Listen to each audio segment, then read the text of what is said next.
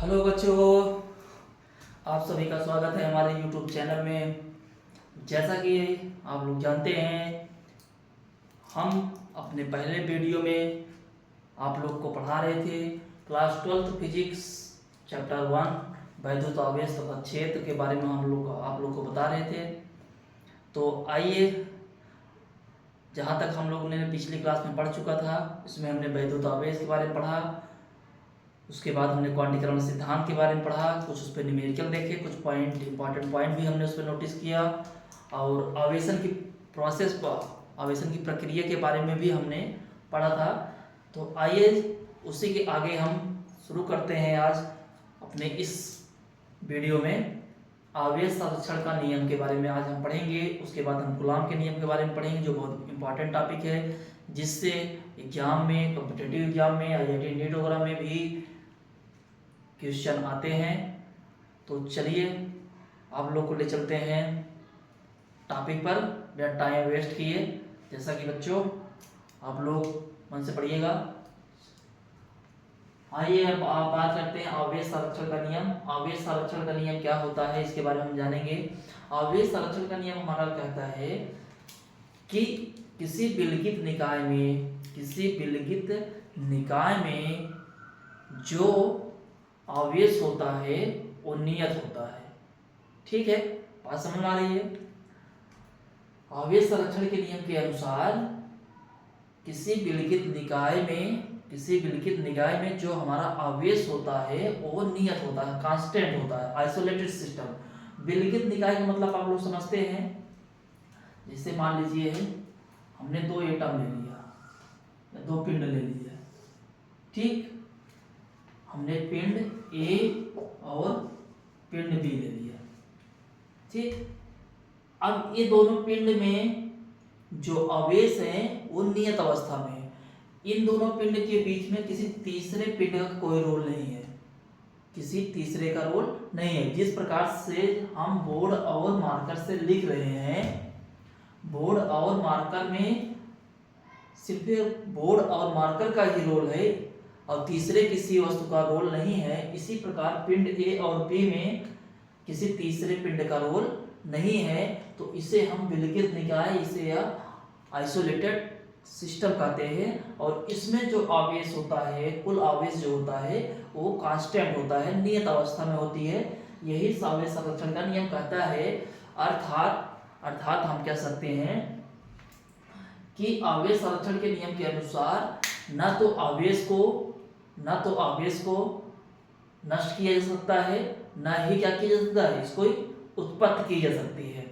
आवेश संरक्षण के सिद्धांत के अनुसार न तो आवेश को हम उत्पन्न कर सकते हैं, न ही इसे हम नष्ट कर सकते हैं, बल्कि हम इसे एक रूप से दूसरे रूप में हम बदल सकते हैं, कन्वर्ट कर सकते हैं, ठीक। यही हमारा आवेश संरक्षण का नियम कहता है, जैसा कि आप लोग समझते होंगे। आइए हम एग्जांपल हम एक लेते हैं। जैसे हम यहाँ पे यूरेनियम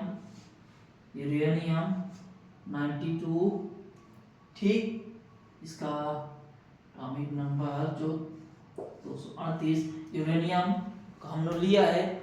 अब इसको हम कन्वर्ट करेंगे, इसको हम ना तो इसको हम नष्ट कर सकते हैं, ना तो इसको हम कुछ इसमें ऐड कर सकते हैं, बल्कि इसको हम एक रूप से दूसरे रूप में कन्वर्ट करने जा रहे हैं। यूरेनियम को हम अगर तोड़ेंगे तो ये थायरेनियम में बनेगा 90 और 234 प्लस 2 हीलियम H4।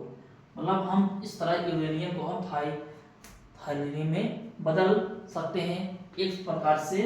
अब इसमें हम देखेंगे जो इसमें हमारा आवेश होगा, न तो इसमें आवेश हमारा नष्ट हुआ है, न ही तो कोई नया आवेश इसमें आया है, बल्कि इसको एक रूप से दूसरे रूप में हमने क्या किया है, कन्वर्ट कर दिया है। यही हमारा आवेश संरक्षण का नियम कहता है, ठीक। आप लोग इसको नोट कर लीजिए।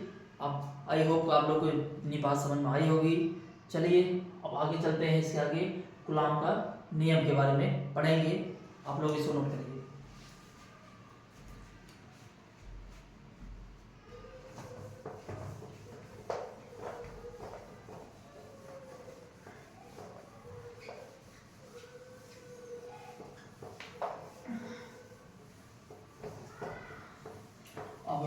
हमारा जो अगला टॉपिक है बहुत इंपॉर्टेंट है, कूलाम का नियम। यहाँ पे पढ़ेंगे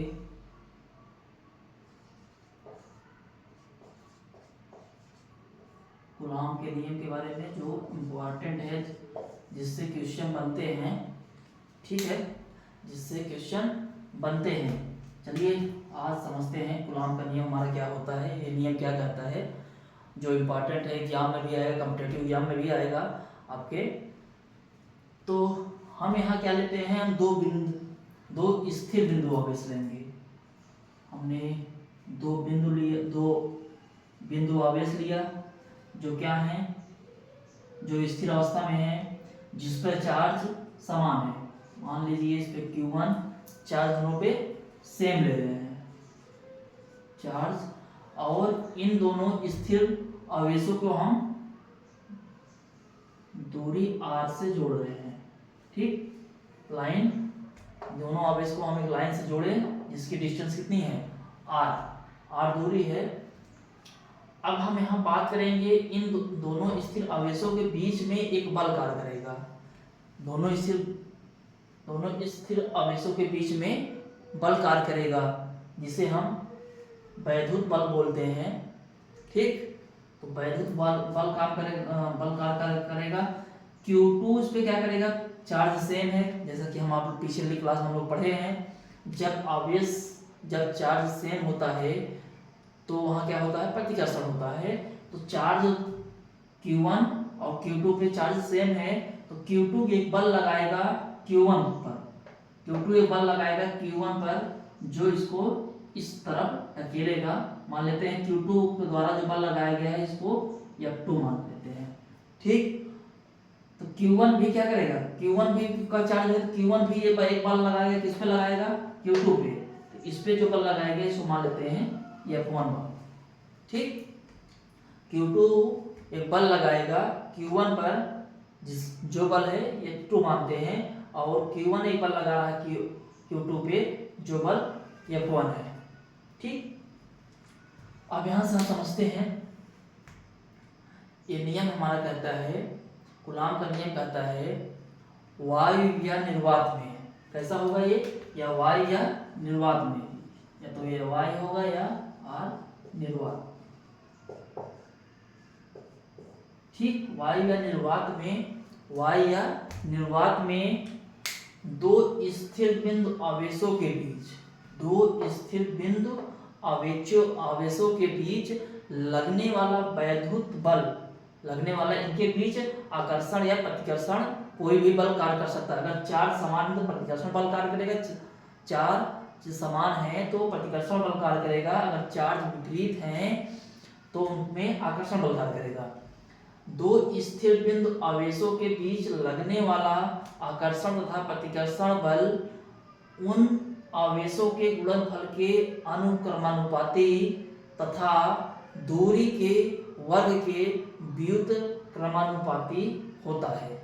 ठीक, अतः समझते हैं यहाँ से, जो बल कार्य करेगा यहाँ पे इन दोनों के बीच में, या बल कार्य करेगा, जो हमारा बल कार्य कर रहा है दोनों आवेशों के बीच में, ये क्या होगा, इन आवेशों के गुणनफल के अनुक्रमानुपाती होगा।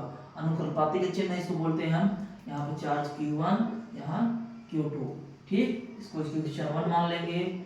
और इन आवेशों के बीच जो दूरी है, इन आवेशों के बीच की जो दूरी है, वो बल की क्या होगा, वर्ग के व्युत्क्रमानुपाती। अतः जो बल होगा ये क्या होगा, 1/r² के व्युत्क्रमानुपाती होगा।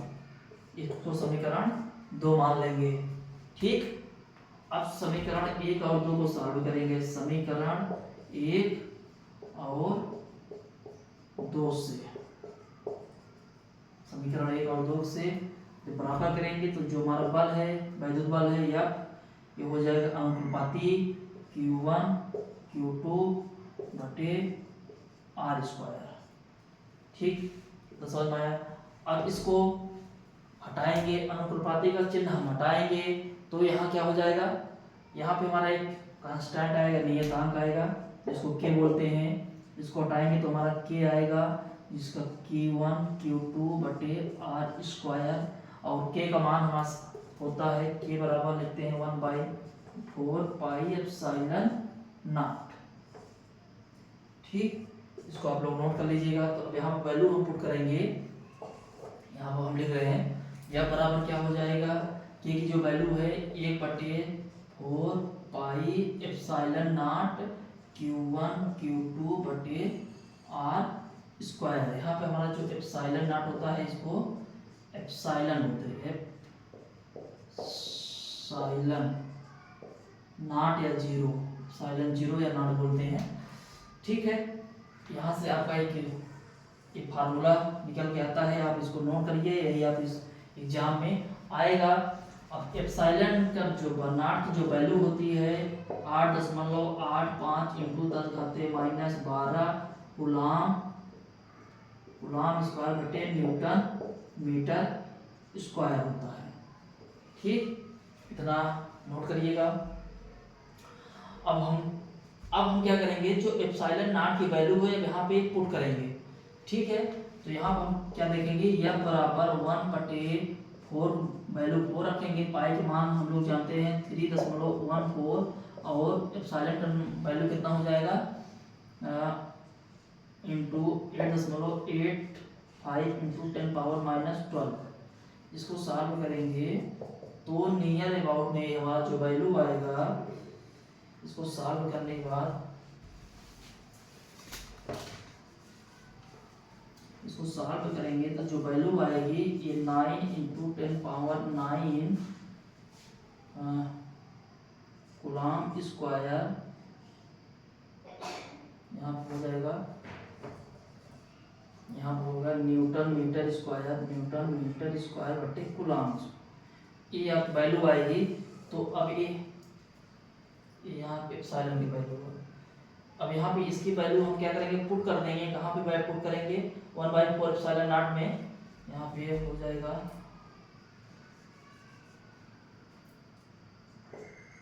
यहाँ पे 1/4 एप्सिलॉन का नॉट वैल्यू आ जाएगी यहाँ पे 1/4 पाई एप्सिलॉन नॉट की वैल्यू है 1/4 पाई एप्सिलॉन नॉट की वैल्यू है।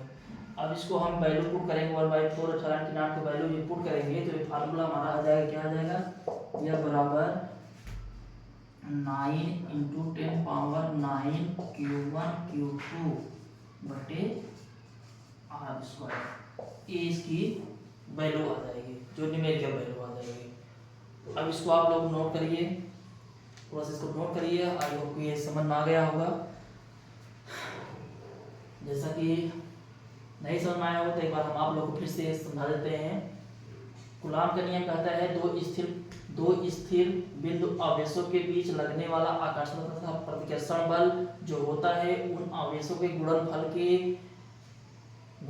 के अनुक्रमानुपाती होता है तथा उनके बीच की दूरी के वर्ग के व्युत्क्रमानुपाती होता है। तो समीकरण इसको एक समीकरण इसको दो मान लिए, तो समीकरण दोनों एक दो को बराबर करने पर तो यह अनुपाती Q1 Q2 बना आर स्क्वायर, अनुपाती चिन्ह हटाएंगे तो के की वैल्यू आएगी, के एक नियतांक होता है और के की वैल्यू होती है 1/4 पाई 1/4 पाई एप्सिलॉन नॉट, और एप्सिलॉन नॉट की वैल्यू होती है 8.85 ×10⁻⁻12 coulomb square newton metre square होता है इसकी वैल्यू।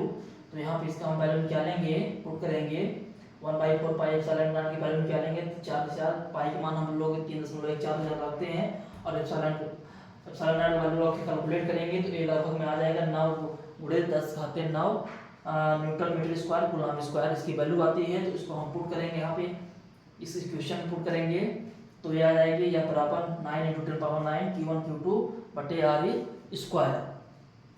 ठीक, और हम एप्सिलॉन नॉट को हम परावैद्युतांक भी बोलते हैं, निर्वात की हम एप्सिलॉन नॉट को हम बोलते हैं निर्वात की विद्युतशीलता भी बोलते हैं, निर्वात की विद्युतशीलता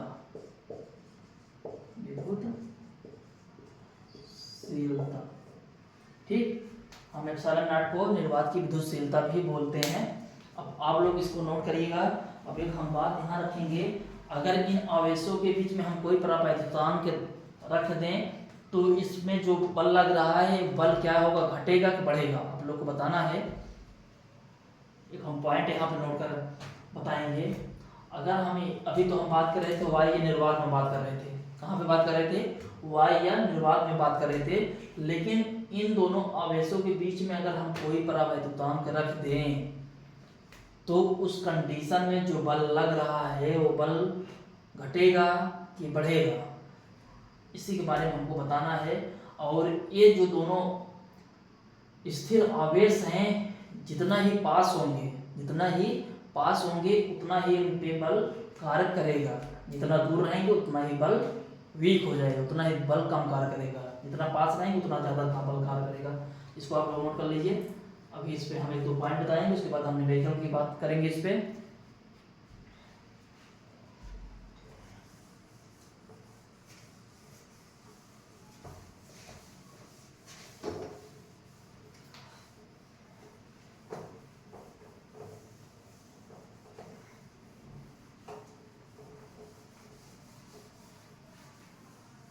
चलिए, अभी तो अब हम लोग बात कर रहे थे वायु या निर्वात में, लेकिन अब हम बात ये करेंगे कि अगर हम इन दोनों आवेशों के बीच में हम कोई परावैद्युतांक रख दें तो उस कंडीशन हमारा कोई बल घटेगा कि बढ़ेगा।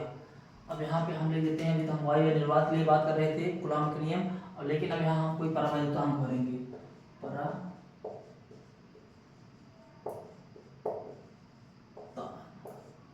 ठीक, कोई परावैद्युतांक अगर हम रख दिए हैं इस कंडीशन में, तो आइए हम यहाँ पे देखते हैं।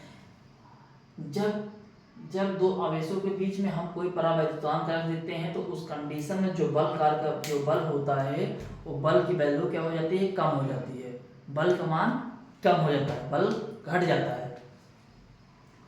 जो बल, अब इस कंडीशन में हम बात करेंगे, हम इन आवेशों के बीच में कोई परावैद्युतांक रखे हैं तो जो हमारा यहाँ पे बल होगा ये अनुपाती होता है।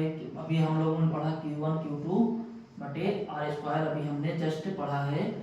अब यहाँ से अनुपातिक चिन्ह हटाएंगे तो यहाँ पर हो जाएगा हमारा 1/4 पाई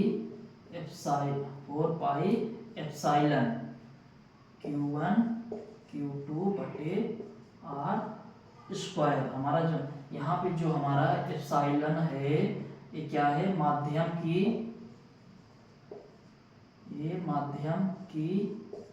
वैद्युतशीलता है,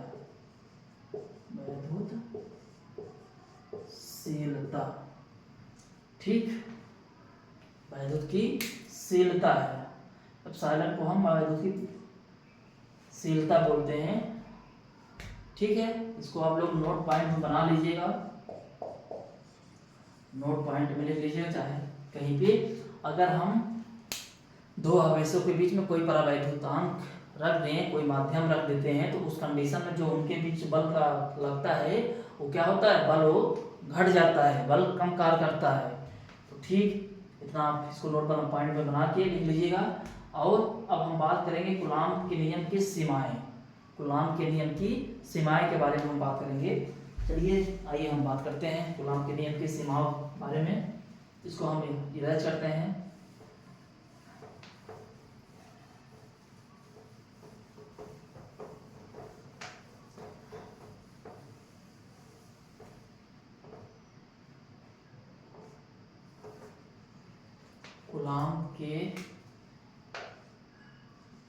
कूलॉम के नियम की सीमाएं, ठीक, कूलॉम के नियम की सीमाएं। अब हम कूलॉम के नियम के सीमाओं के बारे में बात करते हैं, जो बहुत इम्पोर्टेंट बात है। यहाँ पर हम पॉइंट नंबर 1 देखेंगे, कूलॉम के नियम की सीमाएं। कूलॉम के नियम कहता है कि जो दोनों बिंदु आवेश होने चाहिए, कैसे होने चाहिए, स्थिर बिंदु आवेश, दो बिंदु आवेश होने चाहिए। क्या होने चाहिए, पॉइंट नंबर 1 कहता है जो दोनों आवेश होने चाहिए, कैसे होने चाहिए, बिंदु आवेश, बिंदु आवेश। कूलॉम का नियम पालन कहाँ करता है, बिंदु आवेश के लिए पालन करता है। दूसरा नियम कहता है इसका सीमा, जो दूसरी सीमा होती है, ये कहता है जो बिंदु आवेश होते हैं वो कैसे हो जाए, स्थिर होने चाहिए, गतिशील नहीं। कैसे आवेश होना चाहिए, स्थिर, स्थिर बिंदु आवेश, स्थिर बिंदु आवेश के लिए, ठीक, स्थिर बिंदु आवेश के लिए। दूसरा पॉइंट कहता है कूलॉम के नियम की जो सीमाएं हैं, पहला पॉइंट कहता है बिंदु आवेश होना चाहिए। कैसे आवेश होना चाहिए, बिंदु आवेश होना चाहिए। दूसरा कहता है एक स्थिर बिंदु आवेश होना चाहिए। कैसे होना चाहिए, स्थिर होना चाहिए, गतिशील नहीं। कैसे होना चाहिए, स्थिर होना चाहिए, गतिशील के लिए काम नहीं करता, ये नियम पालन नहीं करता। अगर गतिशील रहेगा तो उस कंडीशन पे कूलॉम का नियम फेल हो जाएगा, उसका पालन नहीं करेगा। और तीसरा कहता है कि जो दोनों आवेश के बीच की दूरी होती है, जो दोनों आवेश के बीच की दूरी होती है 10⁻⁻15 मीटर से कम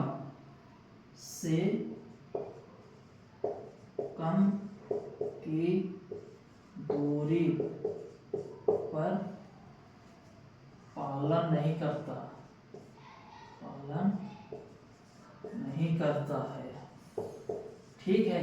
तीसरा पॉइंट हमारा कहता है कूलॉम के नियम जो सीमाएं हैं, तीसरा पॉइंट कहता है जो दोनों बिंदु आवेश के बीच की दूरी है, जो दोनों बिंदु आवेशों के बीच की दूरी होनी चाहिए 10⁻⁻15 मीटर से कम की दूरी नहीं हो चाहिए। इससे कम की दूरी रहेगी तो ये नियम क्या करेगा, ये नियम पालन नहीं करेगा।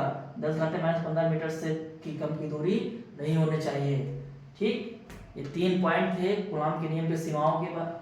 तो जो इम्पोर्टेंट पॉइंट थे इसको आप लोग नोट कर लीजिएगा। अभी हम बात करेंगे यहाँ पे एकांक आवेश के बारे में बात करते हैं, तब इसके बाद हम न्यूमेरिकल की बात करेंगे, उसके बाद हम परावैद्युतांक के भी बारे में बात करेंगे और कूलॉम के वेक्टर नियम के भी बारे में हम बात करेंगे। चलिए अब इसको हम इरेज करते हैं, इसको आप लोग समझ में आया होगा, इसको हम हटाते हैं।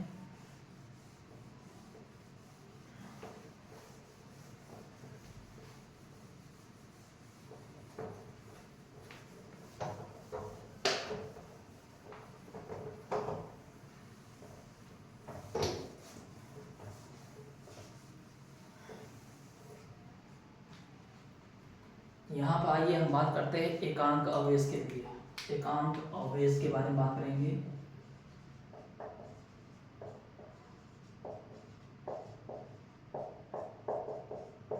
एकांक आवेश के लिए बात करेंगे हम। आइए इम्पोर्टेंट पॉइंट है बच्चों, जैसा कि आप लोग जानते हैं, अभी हमने कूलॉम के नियम को पढ़ा है। अभी हमने जो फार्मूला डेरिवेशन किया, जो सूत्र का हम डेरिवेशन किए हैं, अभी हमने पढ़ा है यहाँ पे F = 9 × 10⁻9 Q1 Q2 बटे R², हमने अभी यही पढ़ा, ठीक। अब हम एकांक आवेश के बारे में बात करेंगे। यदि हम क्या करें, यदि F बराबर हम ले लें 9 × 10⁻9 न्यूटन का बल ले लें, ठीक। और Q1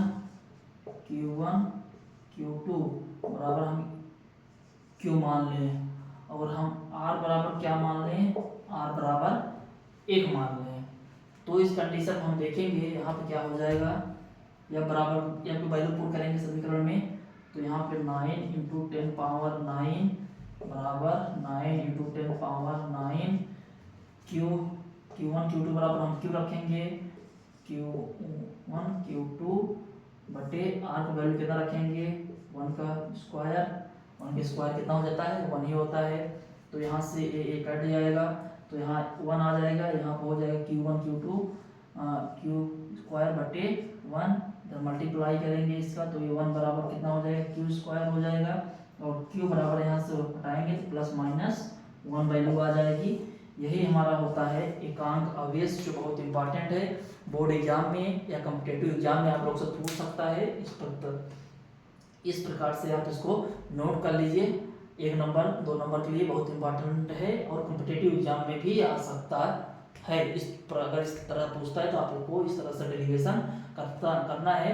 आप कोई जल्दी इसके बारे में आप लोग को नहीं बताता है, लेकिन हम आपको एक एक चीज़ के बारे में बताएंगे, एक एक पॉइंट के बारे में हम बताएंगे। जैसा कि हम जानते हैं कि आप लोग क्या क्या चीज़ें पढ़ने लायक हैं, क्या क्या चीज़ें नहीं पढ़ने लायक है, उसके बारे में हम आपको अवश्य बताएंगे। तो आप लोग इसको नोट कर लीजिए। अब इसके बारे में हम आप देखते हैं अपनी लेक्चर में बात करेंगे ना। आप लोग को समझ में आया होगा, जैसा कि आप लोग जानते हैं ना, आपको समझ में आया होगा। चलिए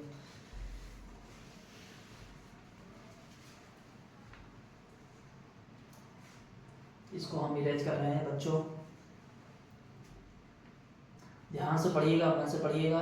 आप लोग को अच्छी टॉपिक बताई जाएगी, कोई चीज़ फालतू की चीज़ें नहीं पढ़ाई जाएंगे, आप काम की चीज़ें पढ़ाए जाएंगे जो आपको एनसीईआरटी वगैरह में भी नहीं मिलेगी।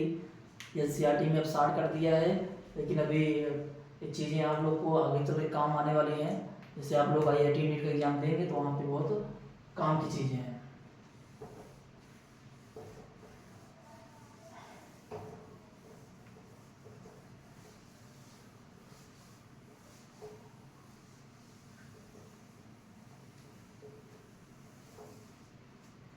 आइए हम इस पर एक क्वेश्चन देखते हैं बच्चों। अब क्वेश्चन को हम सॉल्व करते हैं। यहाँ पर हम एक क्वेश्चन लेंगे, क्यों लेंगे 10, यहाँ पर हम एक क्वेश्चन लेते हैं 10 माइक्रो एम्पियर, 10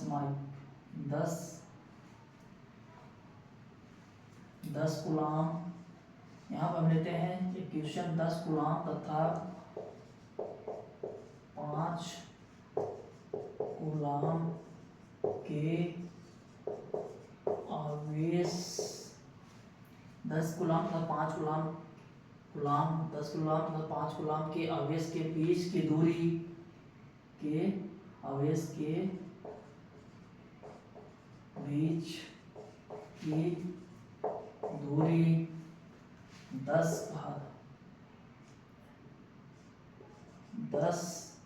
मीटर है, तो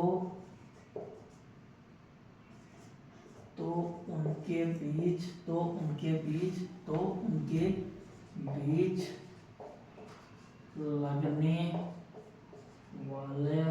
लगने वाले बल का मान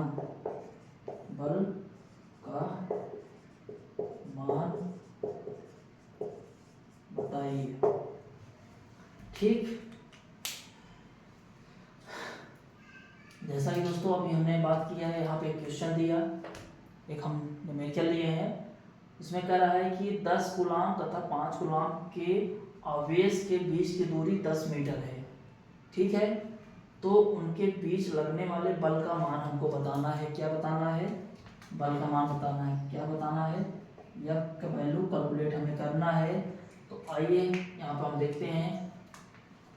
यहाँ पर आवेश मान लेते हैं। पहला आवेश कितना दिया? 10 कूलाम, और दूसरा वाला जो दिया है, दूसरा वाला 5 कूलाम दिया है। कितना दिया है? 5 कूलाम, और इनके बीच जो दूरी है कितनी है? 10 मीटर। कितनी है? 10 मीटर। तो हमें कैलकुलेट क्या करना है? बल बताना है। तो हम जानते हैं कि यह बराबर 9 × 10⁹ Q1 Q2 बटे R²। अब यहाँ पे हमें दिया है Q1 बराबर कितना दे दिया है? 10 दिया है। Q2 बराबर कितना दे दिया है? 5 दिया है कूलाम।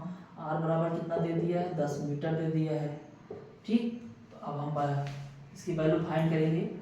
तो यहाँ पे यह बराबर लिखेंगे 9 × 10⁹9। Q की वैल्यू कितना? 10 × 5, और यहाँ पे 10 का स्क्वायर। इसको कैलकुलेट करेंगे। यहाँ पे 9 × 10⁻9 × 50 बटे 100। यहाँ से 1 0 गया है, यहाँ गया 2। ठीक है, 1 0 गया यहाँ से, यहाँ जाएगा 1 0 से 1 0 गया तो यहाँ तो 9 बचेगा। तो यहाँ पे आ जाएगा ये 9 × 10⁸ 8 × 5, यह बराबर हो जाएगा 9 45, यह बराबर 45 इंटू 10⁻8 न्यूटन, इतने का 45 बड़े 10⁻8 न्यूटन का बल कार्य करेगा उनके बीच की दूरी में। ठीक है दोस्तों, न्यूमेरिकल आप लोग को समझ में आया होगा। चलो हम बताते हैं एक बार फिर से। यहाँ पे क्वेश्चन दिया है 10 कूलाम तथा 5 कूलाम के दो आवेश के बीच की दूरी 10 मीटर दिया है, तो उनके बीच हमें वैद्युत बल का मान ज्ञात करना था। तो हमने यहाँ पे Q1 बराबर दिया है 10 कूलाम, Q2 बराबर दिया है 5 कूलाम और R बराबर दिया है 10 मीटर। ठीक, तो हम जानते हैं Q यह बराबर होता है 9 × 9 Q1 Q2 बटे R²। हमने जस्ट वैल्यू उठा के पुट कर दिया है यहाँ पे। तो बल जो मान आएगा 45 × 10⁸ न्यूटन का बल लगेगा उनके बीच। ठीक है, आप इसको नोट कर लीजिएगा। अब इसी क्लास को हम यहीं पे बंद करते हैं। अगले वीडियो में हम परावैद्युतांक के बारे में बताएंगे, कूलाम के वेक्टर फॉर्म के बारे में बात करेंगे, वेक्टर के बारे में बात करेंगे और कुछ इम्पॉर्टेंट कॉम्पिटिटिव एग्जाम लेवल के हम न्यूमेरिकल भी बताएंगे। ये भी तो एक नॉर्मली हमने न्यूमेरिकल बताया, अब अच्छे न्यूमेरिकल बताएंगे। कुछ यहाँ पे कूलाम के नियम में कुछ इम्पॉर्टेंट पॉइंट हैं, वहाँ पे नोट पॉइंट है, हम वहाँ भी बताएंगे, कुछ नोट पॉइंट बताएंगे, वेक्टर फॉर्म के बारे में बताएंगे और हम कुछ महत्वपूर्ण कुछ इम्पॉर्टेंट क्वेश्चन भी अब कराएंगे अगले वीडियो में। आज की क्लास को हम यहीं पर रोकते हैं। आप लोग इस न्यूमेरिकल को आप लोग नोट कर लीजिएगा। आई होप आप लोग को समझ में आया होगा। आप लोग मन से पढ़िए, वीडियो को ध्यान से देखिए, चैनल को लाइक सब्सक्राइब करिए और अपने दोस्त यारों को भी बताइए। बच्चों आप लोग जुड़िए, आप लोग को अच्छी से अच्छी जानकारियाँ दी जाएंगी इस YouTube चैनल के द्वारा। धन्यवाद, मिलते हैं अगले वीडियो में।